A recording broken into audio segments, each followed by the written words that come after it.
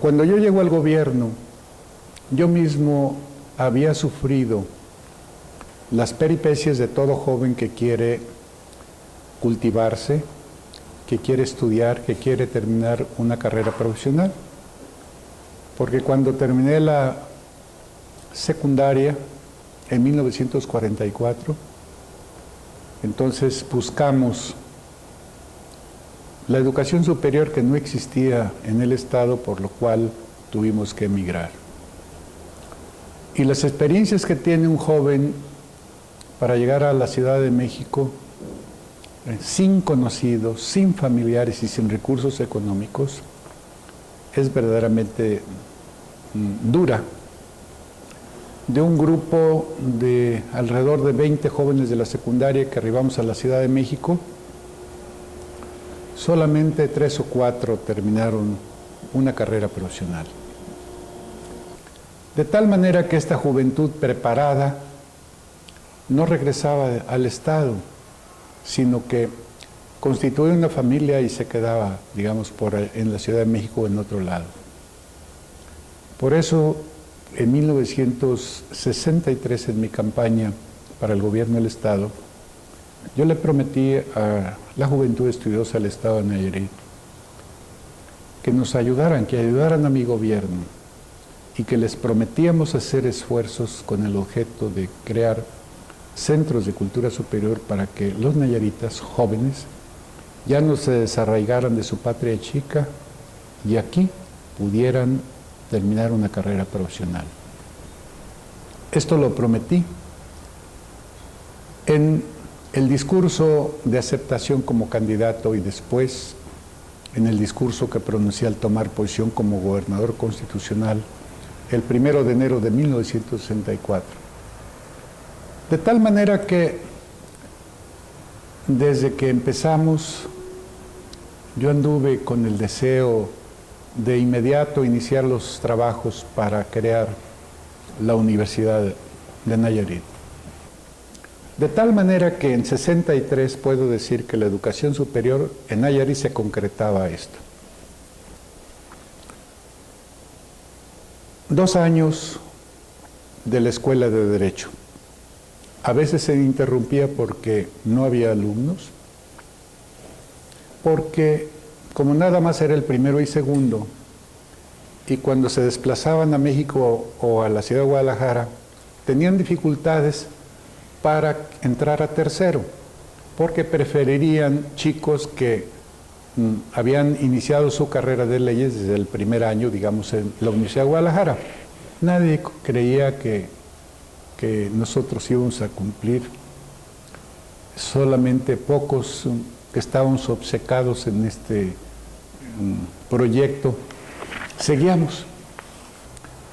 Y entonces nos venimos aquí a Ejido de los Fresnos y comenzamos a explorar esta zona muy bonita, donde tiene también una vista hermosa de todo el Valle de Matatipac y sobre todo el Cerro de Sangangüey, que es uno de los perfiles de los cerros de Nayarit más hermosos.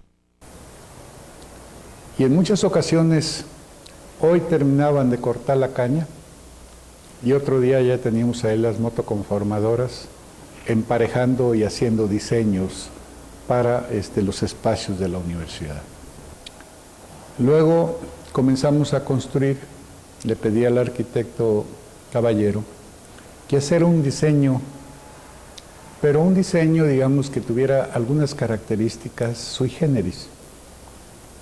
Y el arquitecto comenzó a pensar y a diseñar el espacio para juegos bajo techo que se conoce como el Mesón de los Deportes. Luego continuamos Y claro, las primeras escuelas que nosotros quisimos construir era la escuela, digamos, de Derecho, porque existía, ya la habíamos nosotros impulsado, y luego la escuela de Enfermería. Y obviamente pues no alcanzaba para construir una universidad. Entonces, hablar de 1 millón o 2 millones de pesos no era cosa fácil en esa época. Y pensando cómo hacernos de recursos, entonces diseñamos una campaña que se llamó El hilo de plata hacia la cultura, en donde hicimos trabajar, aparte de la imaginación, la buena voluntad de todas las gentes y de los organismos sociales y políticos del Estado, y con un notario público del río Mololoa para acá. Empezamos a las 8 de la mañana, donde el notario asentaba que a las 8 de tal día se había iniciado, digamos, el camino de plata. Y por la banqueta, previa a una campaña, naturalmente, a través de la radio, llamando especialmente a las madres de familia, claro, a los papás también, pero las madres son las que más sufren la salida de sus hijos del seno familiar. Llamando a las madres que nos ayudaran en ese camino de plata a obtener recursos para iniciar la construcción de la universidad.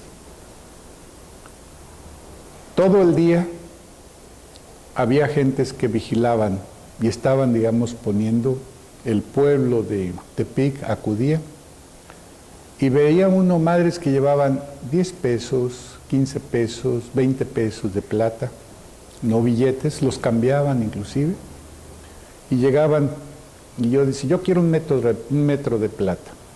Ya ponían 20 o 24 pesos, que es un metro.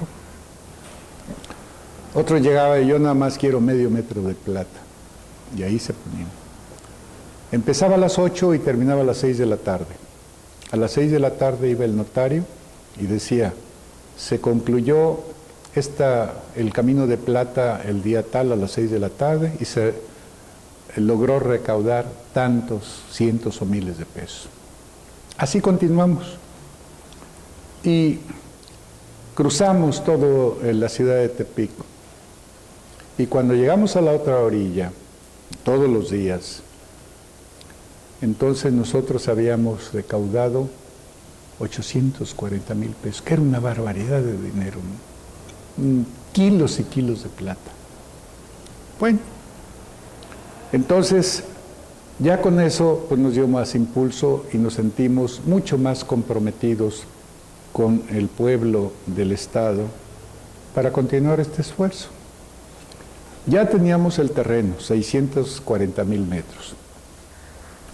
Ya habíamos mandado la maquinaria del Estado de Nayarit para hacer diseños de calles, etcétera, limpiando todo aquello, donde empezaríamos a construir escuelas, etcétera. Ya dije que el kilómetro de plata fue un esfuerzo básicamente de la población de la capital del Estado, pero donde participaron también representantes de comunidades ejidales de aquí cerca, porque nosotros teníamos una intensa campaña en radio para que se concientizara a los padres de familia de la necesidad de que nos ayudaran. De tal manera que esta campaña del hilo de plata no solamente unió a todo el pueblo, a todas las clases urbanas, es decir, participaban amas de casa de todas las clases sociales. Y luego comenzamos a ver el interés que comenzaron a tener comunidades ejidales cercanos a la capital. Bueno, llegaron a darnos lisas, tatemadas, digo, para que hiciéramos lo que quisiéramos, los vendíamos en el mercado, etcétera, etcétera. A ese grado. Esto fue muy emocionante. Por eso creo que la Universidad de Nayarit es el producto de un esfuerzo colectivo de carácter estatal.